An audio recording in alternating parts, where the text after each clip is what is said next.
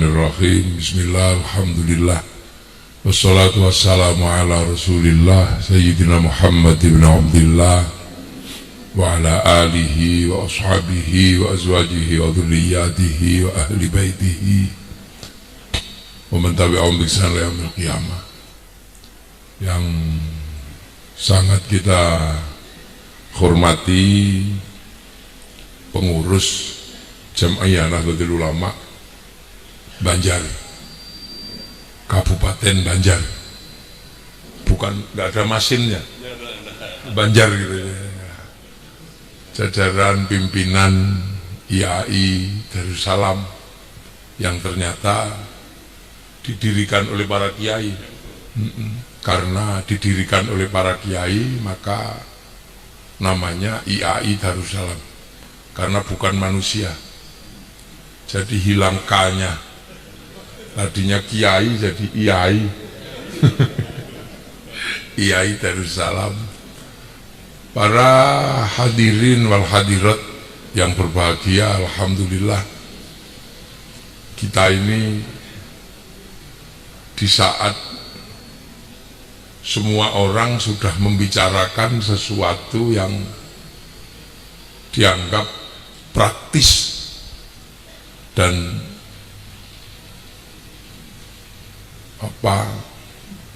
menjadi jawaban kehidupan, ternyata kita ini masih diberi kelonggaran hati untuk membicarakan sesuatu dengan skala yang lebih besar. Jadi di saat pembicaraan juz'iyah di mana-mana tentang spesifikasi pengetahuan, kita ini masih membicarakan sesuatu yang sifatnya kuliah.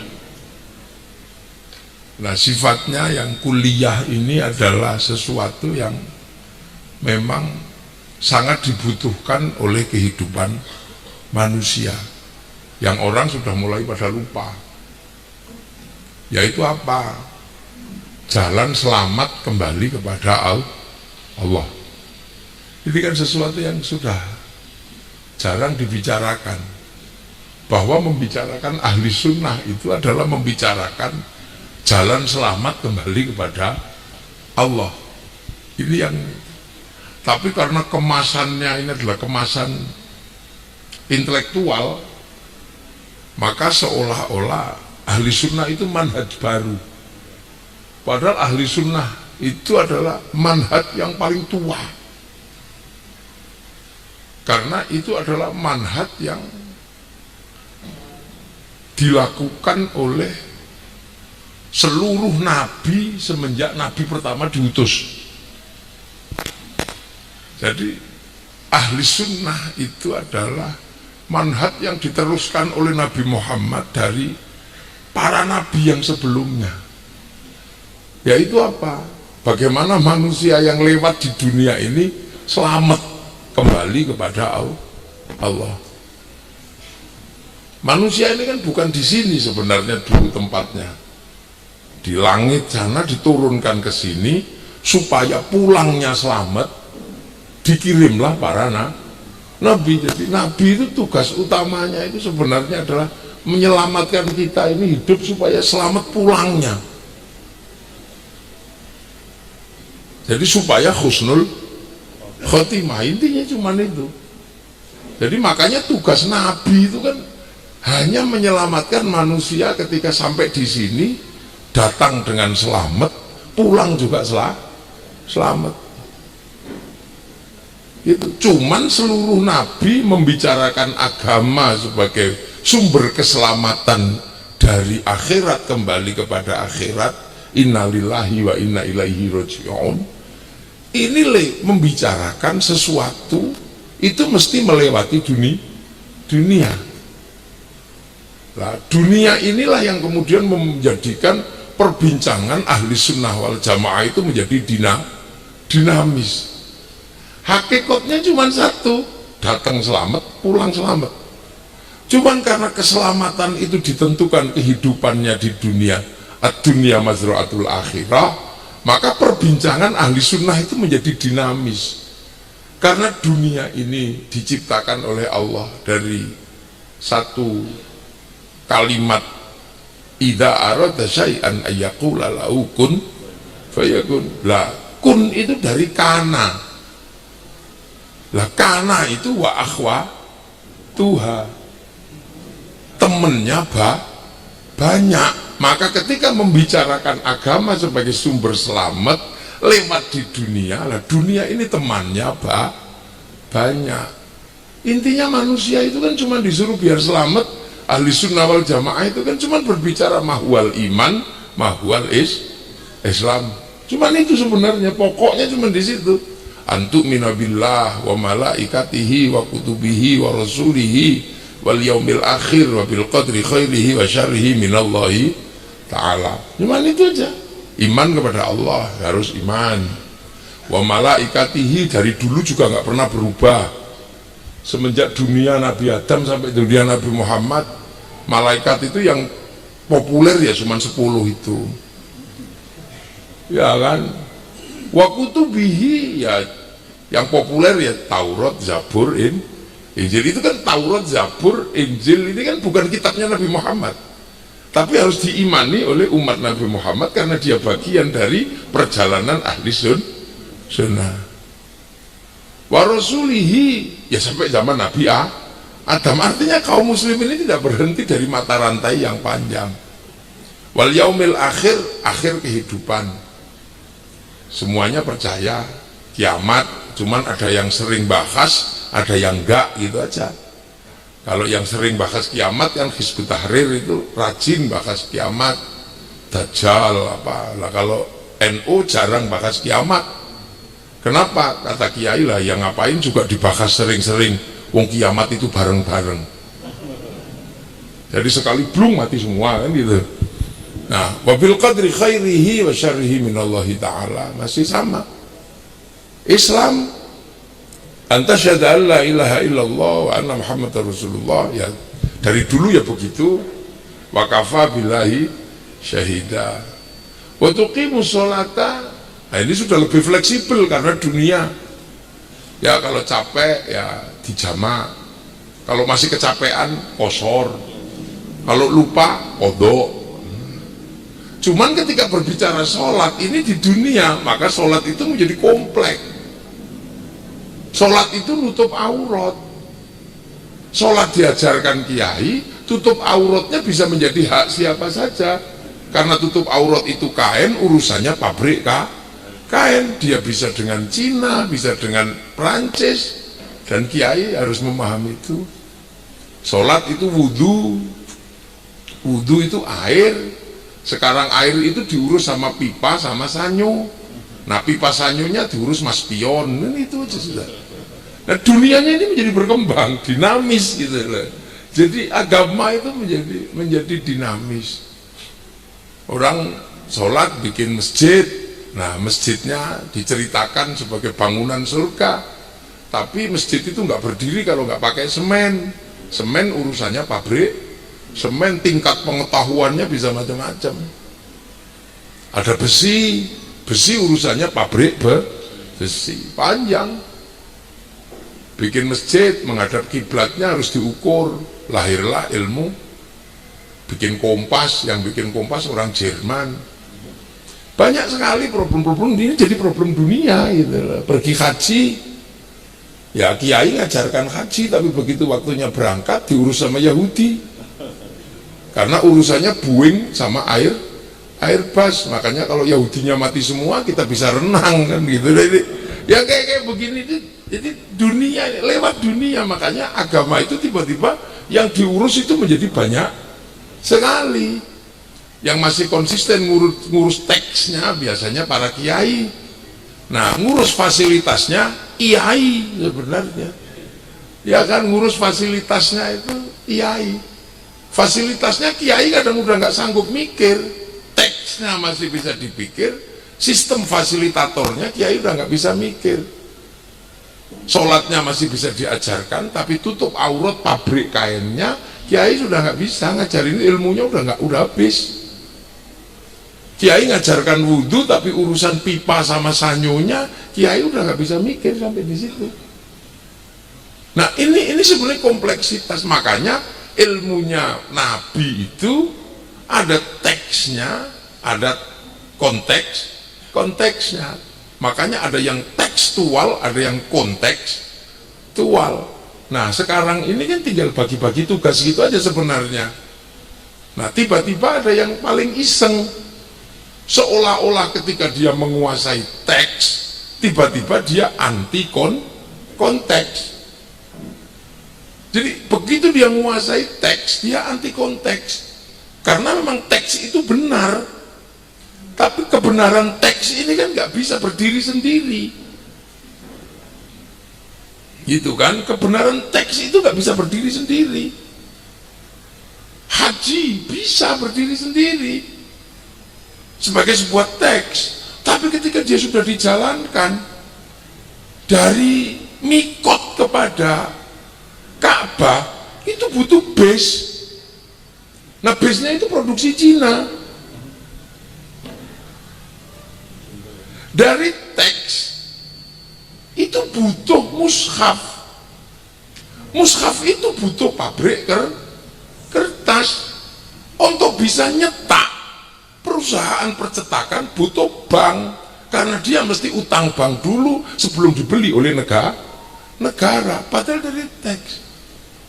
Makanya ketika kemudian teksnya benar tentang Al-Quran, kadang orang merasa bahwa dengan menguasai teks dia menguasai konteks, bahwa Al-Quran mengatakan kebenaran perdagangan dan keharaman riba, tiba-tiba itu dipaksa menjadi teks dan konteks. Riba jelas haram, tapi untuk percetakan tiba-tiba orang mengatakan bahwa bank itu haram, sementara untuk mencetak Quran, pabrik Quran butuh utang bank sebelum dibeli oleh negara. Ini terjadi hari ini. Makanya dikit-dikit ada yang haram, karena kebenaran teks itu dipikir dia tidak berada dalam kerangka dunia. Haji itu kebenaran teks. Walillahi 'alan nasi hijjul baiti. Itu nggak ada perintah yang sedahsyat itu. Walillahi, dan hanya untuk Allah. Tapi begitu haji ini menjadi manis taqo'a ilaihi sabila, dia butuh kerangka yang sangat panjang. Pemerintah Saudi butuh memanggil Paris Hilton, orang Nasrani yang ada di Amerika, untuk memfasilitasi penginapannya jamaah haji. Berdirilah Hotel Hilton.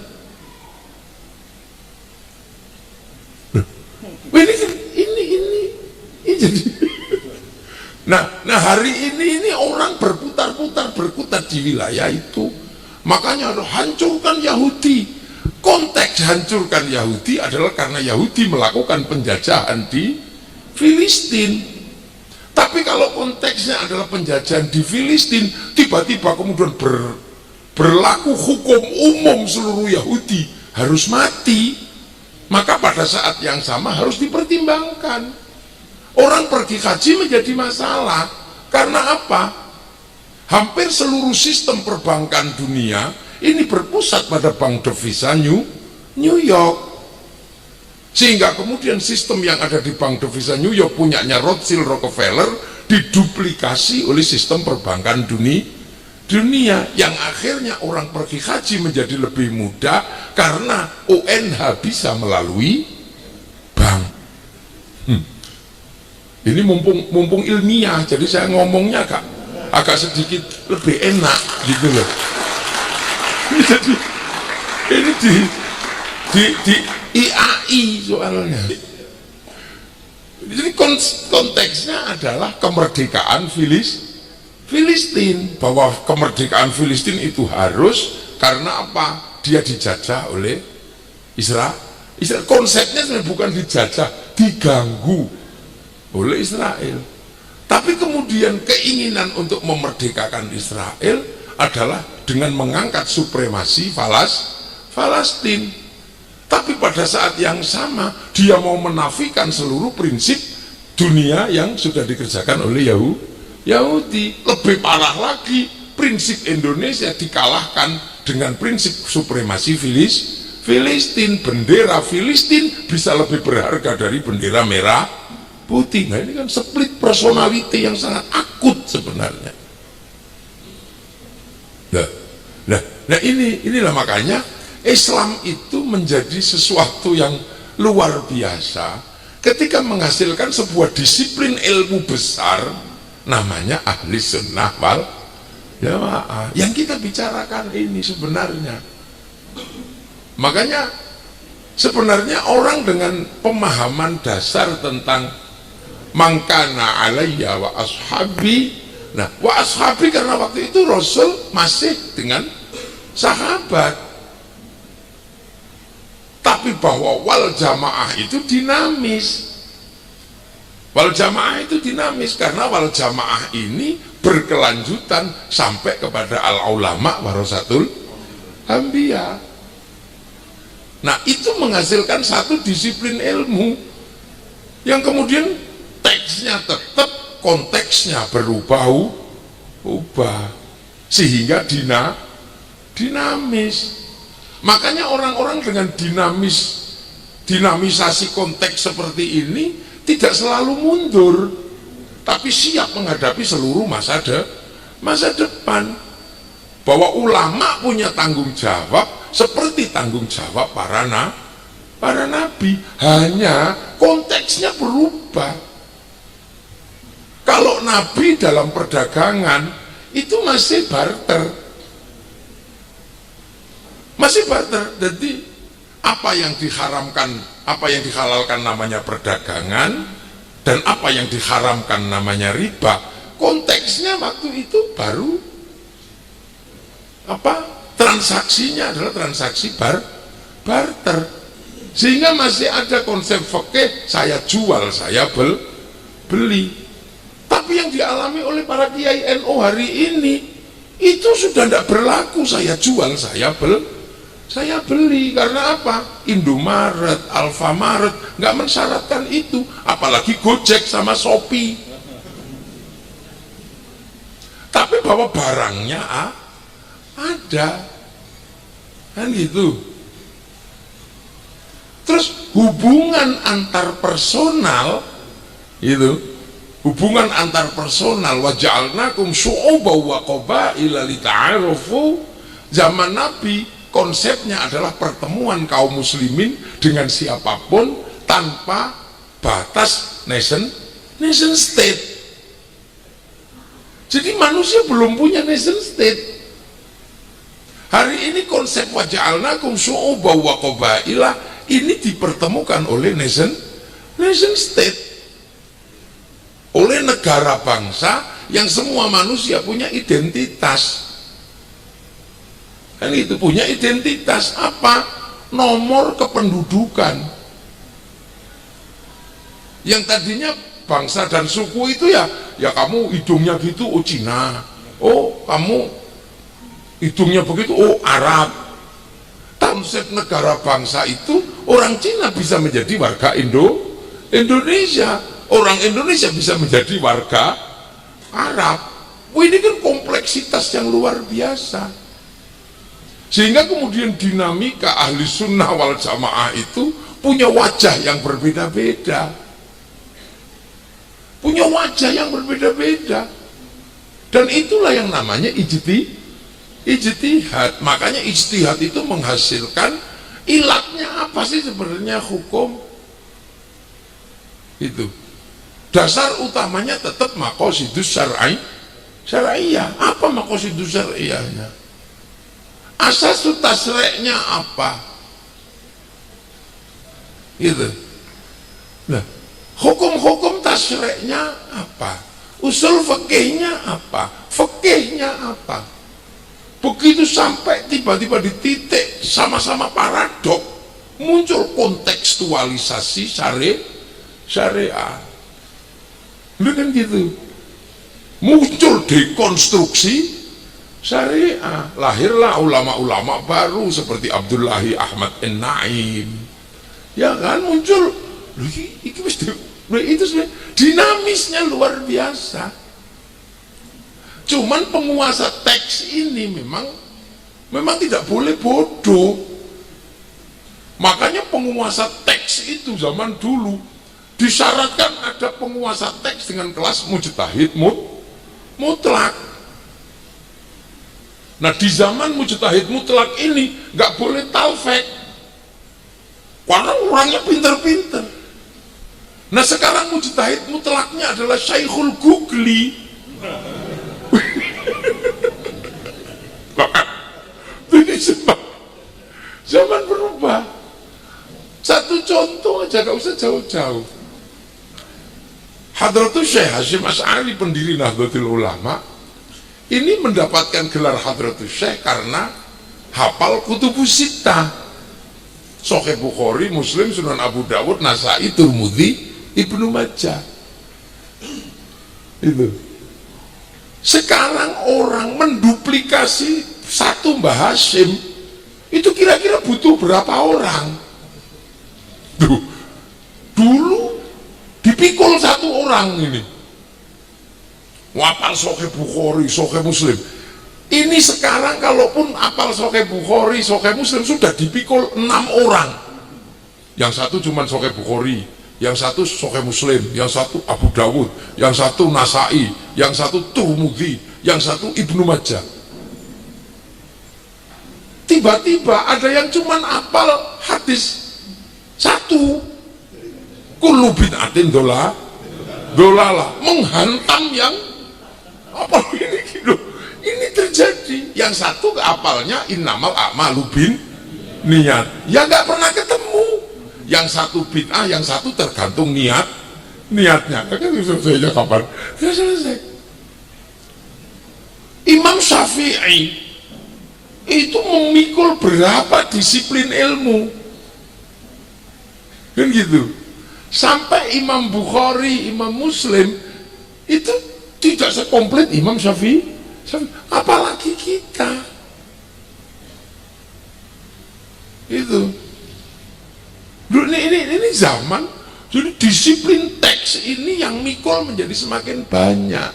Nah, yang mikul terbanyak hari ini ya Syekhul Gugli itu. Dia apa saja bisa ditanya. Jadi Syekhul Gugli ini sebenarnya juga ulama, tapi tidak memenuhi syarat innama yakhsyallaha min ibadihil ulama. Jadi ulamanya tidak makrifat, itu nakiro.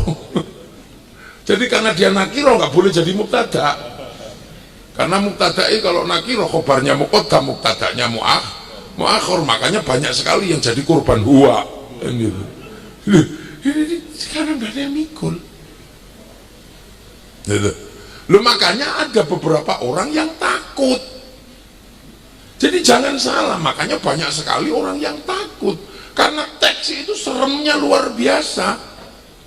Begitu keliru teks, neraka. Bener. Sholat gak khusyuk, enggak terima.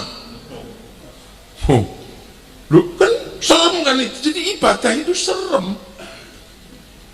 Sudah naik haji habis 70 juta atau apalagi UNH plus, tapi teksnya itu serem. Kamu kalau tidak karena Allah tidak diterima, mardut. Kan serem itu. Makanya ujung dari agama ini yang serem-serem itu lebih mengena. Makanya karena yang di depan itu serem, akhirnya takut di depan, mundur. Makanya kembali pada Quran Sunnah, kembali kepada zaman Rasul. Akhirnya konslet semua. Karena syariat itu jalan besar, ibaratnya tol, semua sedang ke sana, tiba-tiba ada yang mundur, tabrakan. Dan itu tidak hanya terjadi di dalam Islam, di dalam tradisi Nasrani ya terjadi, di dalam tradisi Yahudi ya terjadi, mengendalikan pikiran untuk menjauhi New Testament kembali kepada Old Testament. Ini kan semua terjadi. Jadi jangan heran, ini fenomena dunia. Yang tidak mundur itu Cina. Cina tidak pernah mundur dalam hal agama, karena dia agamanya maju. Ya kan? Kejahatan-kejahatan yang tadinya tidak boleh dilakukan karena alasan itu hak prerogatif Tuhan, akhirnya muncul Tuhan yang memperbolehkan. Ketika Tuhan melarang judi, tiba-tiba muncul dewa judi, maju aja. Ketika Tuhan melarang mabuk, dia muncul dewa mabuk. Ketika Tuhan terlalu berkuasa, muncul Sun Gokong. Naik ke kerajaan Tuhan yang ngungsi. Itu terjadi. Loh, dan itu mindset baru. Makanya ketika yang lain mundur, ini kan mundur semua. Ketika dunia keterpilihan kepemimpin sudah melampaui banyaknya suku bangsa, lahirlah demokrasi. Karena ketika wa ulil amri minkum, kumnya itu menjadi perdebatan yang agak akan pernah selesai. Zaman Rasulullah, kumnya itu sahabat kaum muslimin. Tapi di zaman Sayyidina Ali, kumnya itu sudah ribut. Muawiyah apa Sayyidina Ali berdebat ini. Nah, ketika berdebat, teksnya ganda. Yang satu teksnya adalah malam yahkum bima anzalallahu faulaika humul kafirun, karena Muawiyah ini bugot dan harus dihabisi sama, maka Sayyidina Ali sebagai pemimpin resmi yang terpilih secara konstitusional harus menghancurkan bugot ini karena Muawiyah itu berontak. Teksnya benar, makanya Khawarij menggunakan teks malam yahkum bima anzalallahu faulaika humul kafirun. Tapi Sayyidina Ali menggunakan teks yang berbeda. Wa in ta'ifatani minal mu'minina iqtatalu fa aslihu. Makanya lahirlah tasoluh Islam. Kan gitu, lahir tasoluh. Nah, secara teks dan konstitusional Sayyidina Ali bisa dianggap salah karena tidak menghabisi kelompok bugot.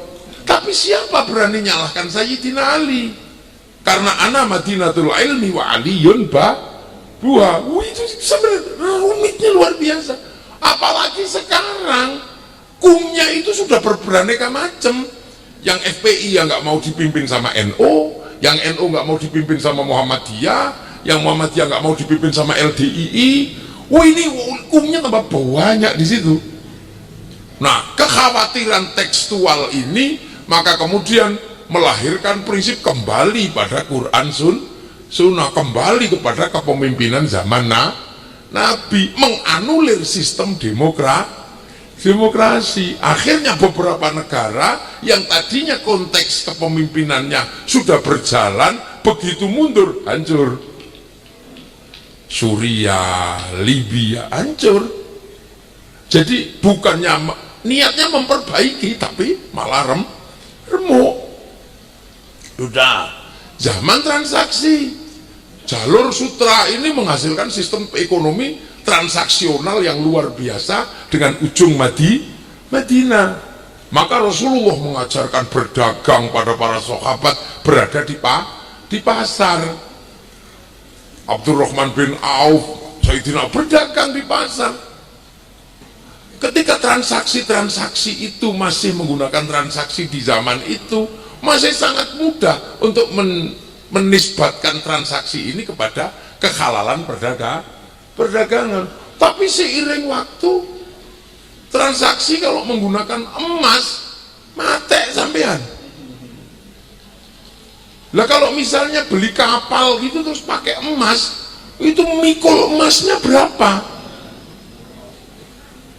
Atau di kampung-kampung ketika emas itu 1 gramnya 1 juta, lantas bagaimana ketika koin 1 gram itu harus diberikan untuk bikin transaksi seikat bawang atau seikat kangkung yang 1.000 rupiah, nyuwilnya gimana?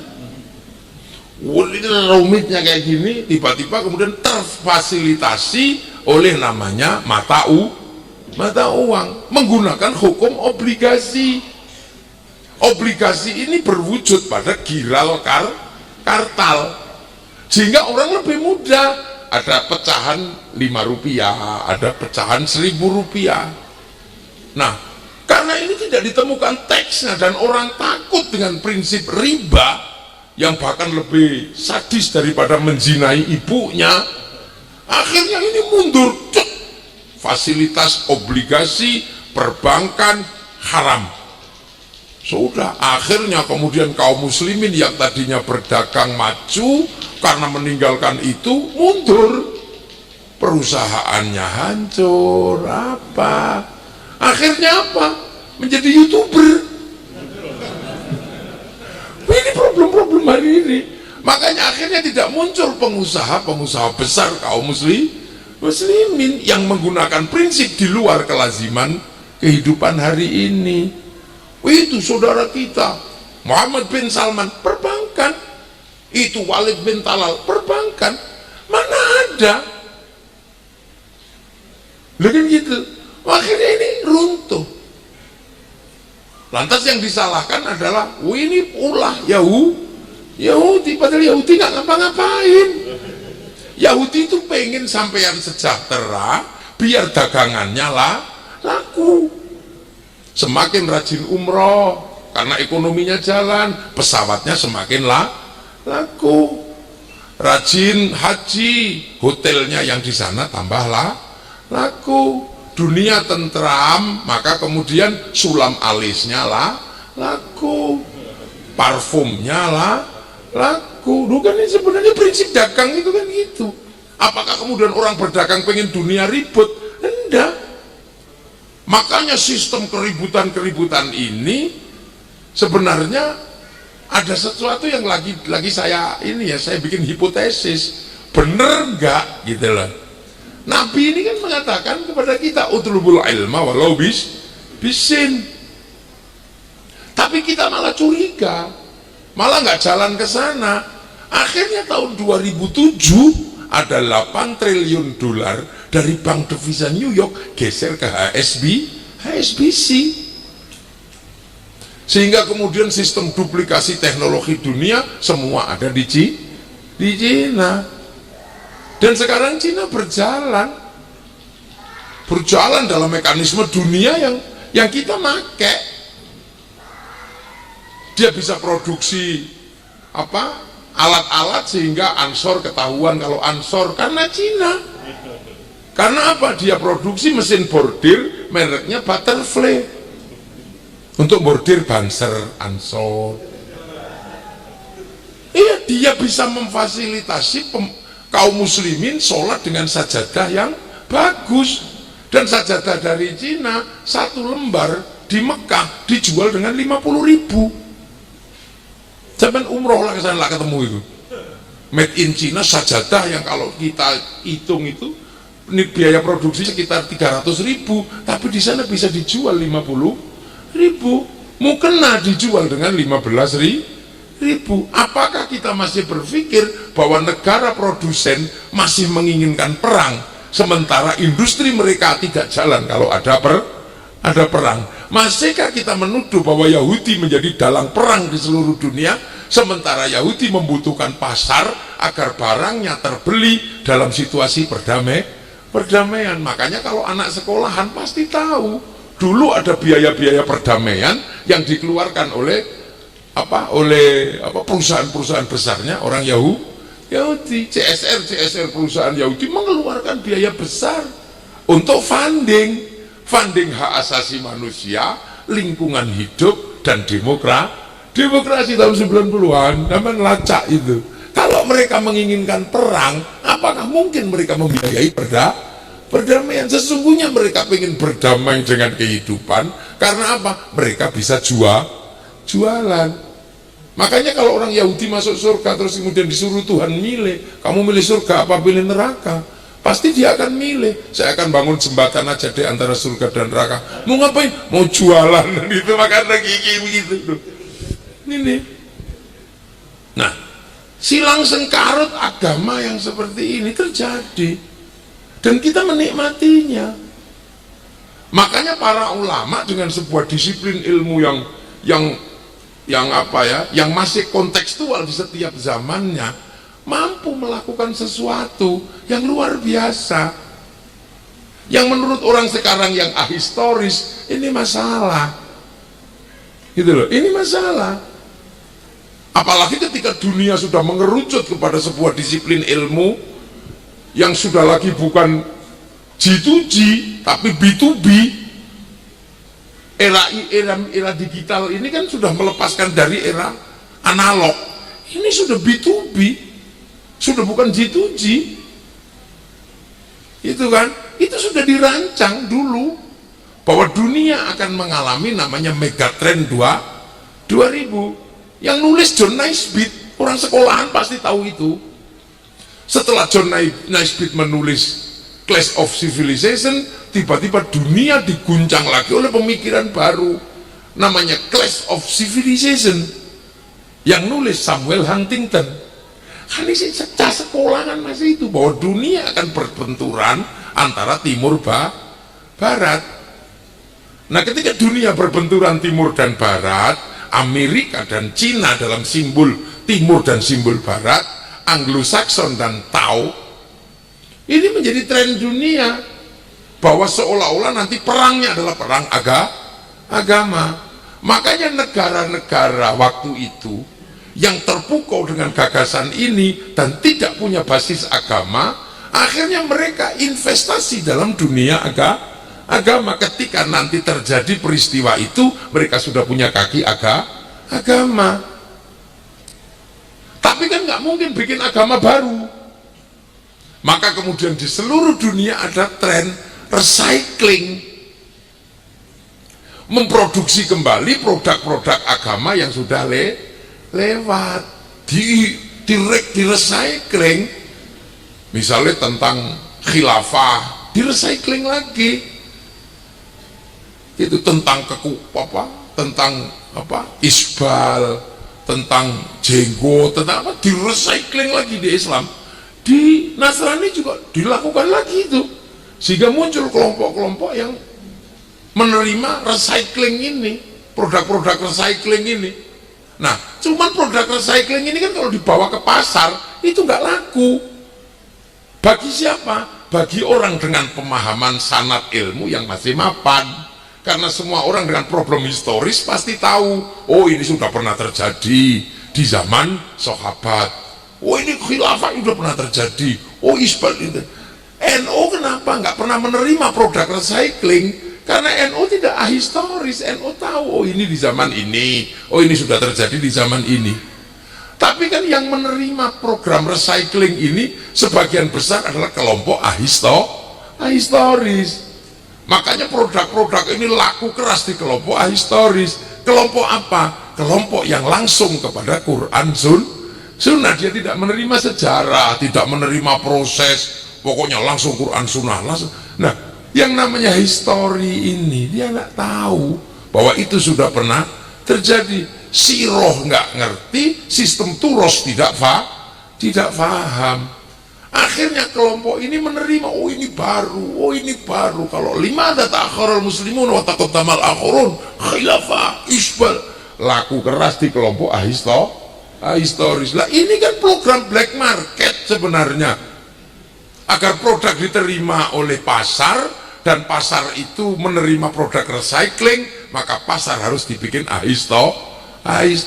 Nah begitu problem ahistoris muncul dalam tradisi Islam, ahli sunnah wal jamaahnya nggak jalan, bahkan mengingkari al ulama warasatul anbiya, produk recycling ini laku keras. Inilah problem black market. Repotnya ini black market religion, pasar gelap agama. Dan itu terjadi. Makanya sampai jangan kaget tiba-tiba para kiai salah, para habaib sepuh salah semua, karena ini anak ini ahistoris dan itu laku keras. Memang terjadi akhirnya benturan antara Amerika dan Cina terjadi, tapi tidak berbasis agama, berbasis produktivitas. Makanya ketika duit itu geser, dia terima aja. diterima gitu. Dan di Cina terjadi proses itu hari ini. Dan pasar bis di Arab ya laku, peci haji semuanya ya diterima oleh orang itu produksi Cina semua. Xiaomi-nya payu, bordirnya laku semua. Sampai mesin tanknya Amerika seandainya laku satu hari itu 100, sudah kalah dengan pabrik tisunya Cina, sehari udah kalah. Ini dunia, jadi tidak mengenal agama. Itu investasi di dunia ini, di dunia digital. Itu investasi di dunia digital laku semua, nggak peduli agama apapun, semuanya pakai ini Android, ya peduli. Sampai no agamanya apa, pakai Samsung. Sampai agamanya apa, pakai Mio. Ini dunia yang bergerak di sini. Nah sementara kita dipaksa mundur, gitu loh, untuk mundur untuk itu. Nah ini nggak boleh terjadi. Makanya Nahdlatul Ulama dalam situasi seperti ini paling aman. Makanya menyongsong 100 abad dalam situasi ini aman. Sementara bangsa yang lain sedang kacau. Kacaunya luar biasa. Jangan dikira aman-aman saja, enggak. Semuanya sedang menghadapi situasi yang rumit. Itu kan Amerika tiba-tiba gagal obligasi, kan nggak kebayang sampean. Amerika gagal obligasi, tiba-tiba kemudian nyerah karena mengeluarkan obligasi dibeli oleh Shanghai Corporation tahun 2012, gagal nggak bisa bayar. Akhirnya dia nyerah. Yang disuruh nyerah siapa? Ya ketoprak. Ini ada.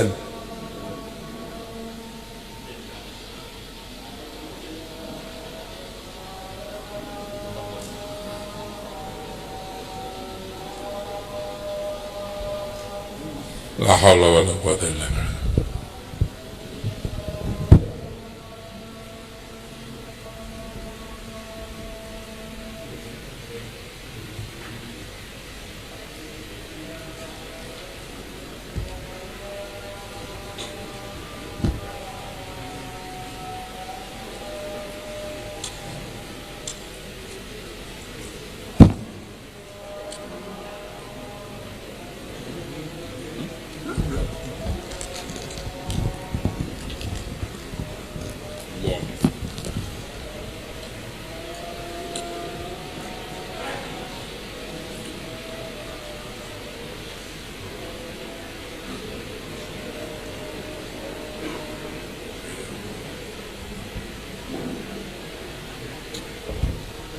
Nah itu, jadi sesuatu ini terjadi dan ketoprak yang jawab semuanya. Kembali kepada sistem pertunjukan. Amerika ketika gagal bayar utang, gagal obligasi, tiba-tiba aja dia bikin film Kiamat 2012 itu dulu. Ya. Terus kapal yang selamat kemana? Yang terdampar di Tibet. Dia mau geser dikit ke Cina, nggak mau. Lah, Cinanya ya nggak anu aja, nggak terlalu serius ketika dia sudah nyerah. Ya sudah, kalau kamu nyerah, serahkan kembali tongkat Sun Gokong. Lahirlah film The Forbidden Kingdom. Tongkat Sun Gokong harus diserahkan kepada Cina, yang nyerahkan harus anak Amerika. Makanya ada anak Amerika kecil nyerahkan tongkat ditemani sama manusia purba yang diperankan oleh Jackie Chan. Itu terjadi. Itu kan dunia Hollywood, dunia Broadway dulu yang jawab. Nah, yang kayak gini. Nah, mereka tidak mau ini nanti menghancurkan nation state-nya. Mereka nggak mau. Kalah dalam obligasi silakan. Tapi bagaimana kemudian bangsanya tetap utuh? Makanya Amerika sekian lama berbicara tentang bangsanya, dia terus pupuk karena dia tahu bahwa suatu ketika sekat antar bangsa ini menjadi kekuatan untuk pulih. Makanya ketika dia produksi film Hollywood, dia ceritakan betul bangsanya dari Wild West sampai The Last of the Mohican, tentang bagaimana tembak menembaknya koboi. Begitu diganggu oleh Vietnam, dia nggak boleh kalah, bangsa nggak boleh pecah. Bikin film Rainbow 1 sampai 6. Semua dilakukan, ini nation state. Bangsanya nggak boleh pecah. Diganggu oleh Cina secara spiritual, nggak malu juga dia bikin American Shaolin, American Kung Fu. Diganggu Jepang, dia nggak mau kalah, American Ninja, American Samurai. Bahkan samurai terakhir dari Amerika namanya Tom Cruise dalam film The Last Samurai. Dia kerja tuh, karena dia tahu persis bangsa ini pertahanan terakhir. Karena akhirnya sehebat apapun dunia milenial, orang milenial bisa ahli Amerika, tapi ketika orang Indonesia ke Amerika tetap ditanya, pasportmu mana? Jadi batas terakhir dari dunia milenial yang melintasi bangsa ini tetap nation state. Sampean walaupun ngotot haji itu perintah Allah, tapi orang pergi haji tergantung ketentuan pemerintah Saudi. Kalau pemerintah Saudi ngelarang haji, ya kita nggak bisa berbuat apa-apa. Jadi bahkan haji pun patuh pada peraturan nation state, padahal itu perintah Allah. Ya kan, kalau kita nggak dikasih izin masuk sama pemerintah Saudi, ya nggak masuk. Corona mau ngotot kayak apa, tutup, ditutup. Nah, ini batas nation state. Menangan Indonesia mau ngotot sebelah timur, bahwa kita ini lebih timur daripada Singapura dan Malaysia. Tapi ketika nation state membuat sistem tata ruang waktu yang sesuai maksudnya dia, ya kita nggak bisa ngapa-ngapain.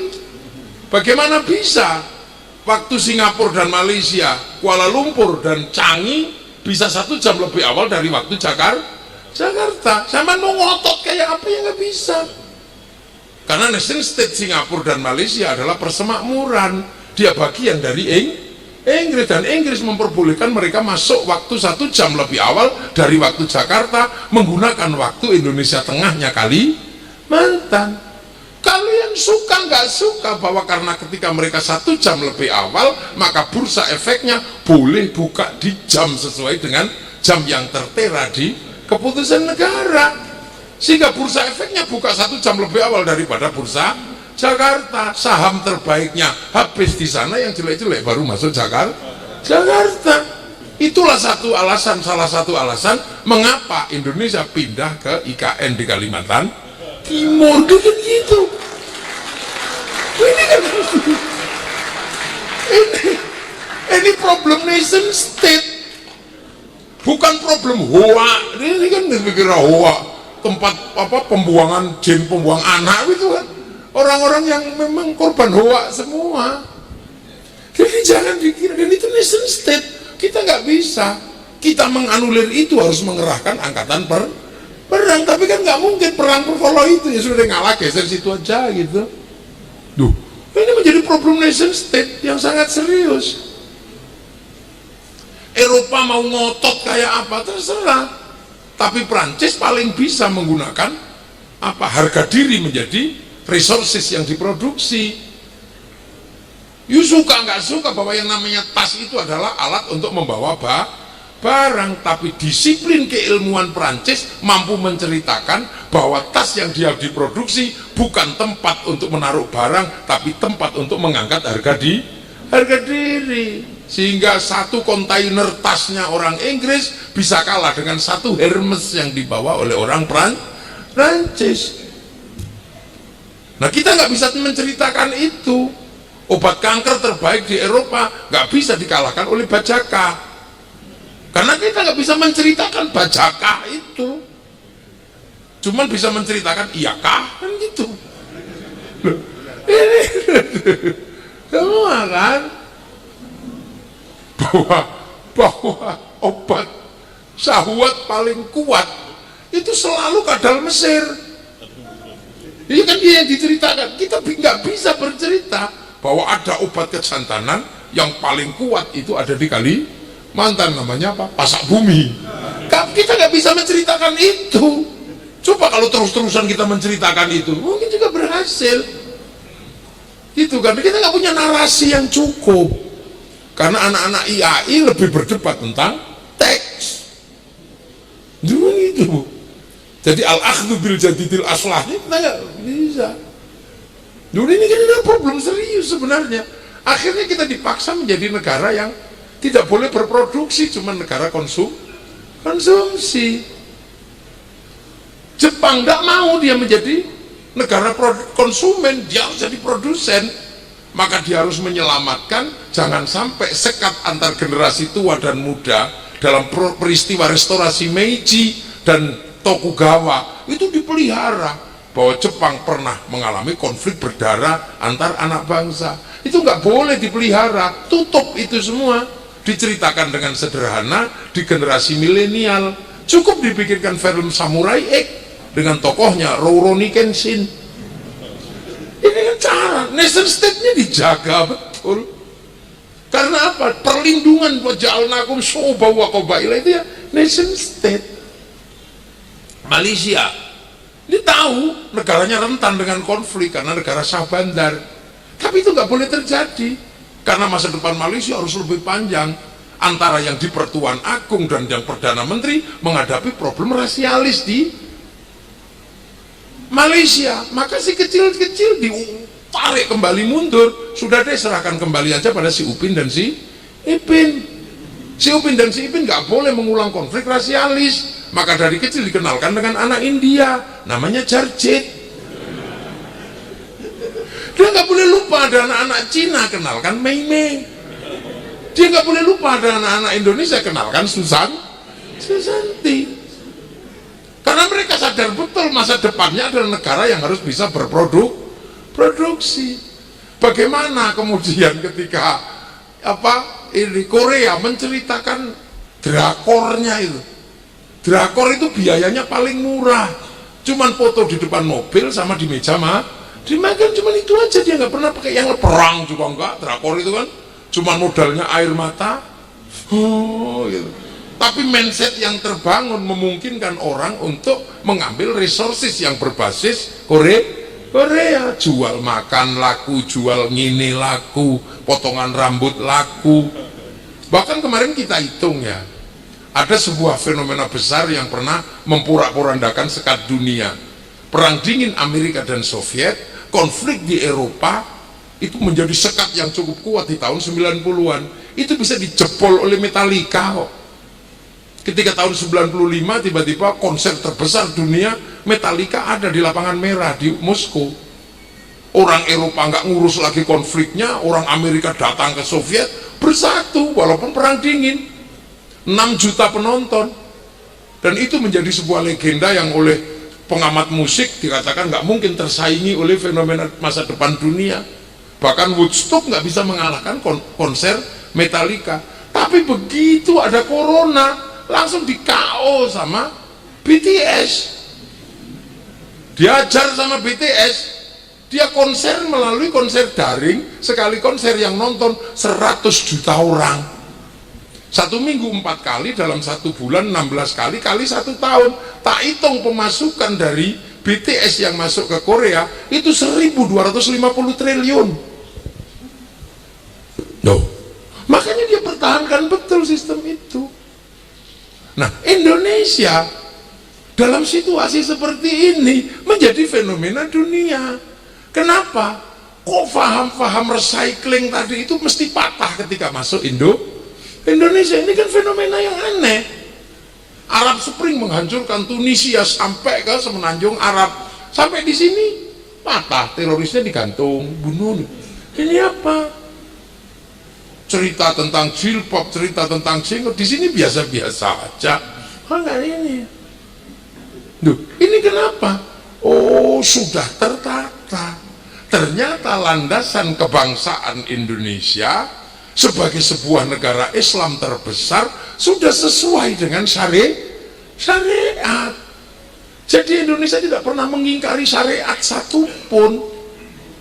Ketika di Arab ini satu bangsa, di sini puluhan bangsa. Kenapa yang satu bangsa bisa pecah jadi puluhan negara, tapi kita puluhan suku, bangsa dan agama mampu bersatu dalam satu negara kesatuan Republik Indonesia? Indonesia. Semua belajar. Kenapa? Menjadi payung kaum muslimin terbesar. Ternyata nenek moyang kita pendiri bangsa nggak main-main. Ketika ketemu dengan manusia yang berbeda-beda, ini harus bertemu dengan bahagia. Karena ketika Rasulullah belum lahir, di Kalimantan sudah ada kerajaan Kutai Kartanegara. Artinya ini sudah waja'alnakum syu'uban wa qabaila, ini udah maju duluan. Tahun 400 di Jawa ada kerajaan Kanjuruhan, ada kerajaan Tarumanegara. Tahun 600 ada kerajaan Mataram. Di sini sudah banyak sekali kerajaan, udah jadi. Artinya orang beragama juga sudah ada. Di sana baru diajari lakum dinukum waliyatin. Di sini sudah bineka tunggal ika. Itu kan artinya. Nah, ketika Islam datang kan ketemu dengan apa yang harus dikerjakan, meletakkan ahli sunnah wal jamaah di negara yang sudah jadi. Diajak ngomong agama, sudah punya agama, tinggal mindah Tuhannya aja. Diajak ngomong air sebagai iklan surga di Banjarmasin, air di mana-mana. Diajak berbicara tentang buah-buahan di surga, di sini buah-buahan ada, dari pepaken sampai elai, sampai duren, sampai kasturi. Kasturi kan kayak mangga itu di sini. Wah, apa aja ada. Gitu, diceritakan bahwa nanti di surga istrinya banyak, di Banjar sudah banyak. Artinya fenomena itu ada. Nahruhu min labanin, orang sini nggak terlalu suka minum susu. Nahruhu min asalin, di sini juga sudah banyak. Ini sudah terjadi. Jadi ketika di sana menata proses wakafa billahi syahida Muhammadur Rasulullah walladzina ma'ahu asyidda walal kuffar ruhama'u bainahum tarahum ruka'an sujada yabtaguna fadlan min Allah wa ridwanan simahum fi wujuhin athari sujud. Di sana, di sini yang gitu udah separuh selesai. Makanya kemudian ketika para ulama datang, ya tinggal menggunakan prinsip selanjutnya. Mathaluhum fit Taurat wa mathaluhum fil Injil kazar'in, seperti tanaman Islam itu. Maka ketika di sini ya tinggal nanam gitu aja. Tanaman yang akhraja syat'ahu fa azharahu fastaghlata fastawa ala suqi yu'jibu zurra al yaghidha bihimul kufar, itu kira-kira nanamnya gimana? Ya sudah, nanam gitu aja. Makanya kemudian tanamannya ini tanaman sini, yang ditanam tanaman sana. Dikasih nama sini. Syekhun ustadzun kayak saya ya ditanam dengan bahasa sini, kiai, musola, langgar, ditanam itu aja. Jadi nggak ribet-ribet cara nanamnya. Berhubung yang datang ke sini itu wali, makanya beruntung kita itu yang datang itu wali. Kenapa yang datang wali? Karena di sini agamanya Hindu. Hindu itu yang boleh ngomong agama adalah Brahmana. Brahmana itu kasta tertinggi. Orang yang sudah tidak takut apa-apa itu Brahmana. Makanya kalau ada yang mengatakan Islam disebarkan oleh saudagar, secara ilmiah tertolak. Karena saudagar itu sudra. Orang sudra itu nggak boleh ngomong agama. Petani, pedagang sekaya apapun kastanya sudra. Sudra nggak boleh ngomong agama. Yang bisa ngimbangi para wali ini, itu ya, yang bisa ngimbangi Brahmana ya para wali. Makanya Islam dulu disebarkan oleh para wali. Nah, caranya gimana nanamnya para wali? Wali itu nggak pakai akal kalau mau nanam sesuatu, tapi langsung download. Wali itu kalau butuh apa-apa download kemana? Ya ke cloudnya Allah, ke harddisknya Allah yang di langit. Program dunia yang di langit di download. Karena Nabi ketika Isra Mi'raj ditunjukkan dulu, cloudku ini luar disku, namanya Lauhil Mahfud. Nah itu di download para wali. Makanya wali itu kalau download serius. Qalu rabbuna Allah tsumma istaqamu tatanazzalu alaihimul malaika alla takhafu wala tahzanu. 7 tahun 3 tahun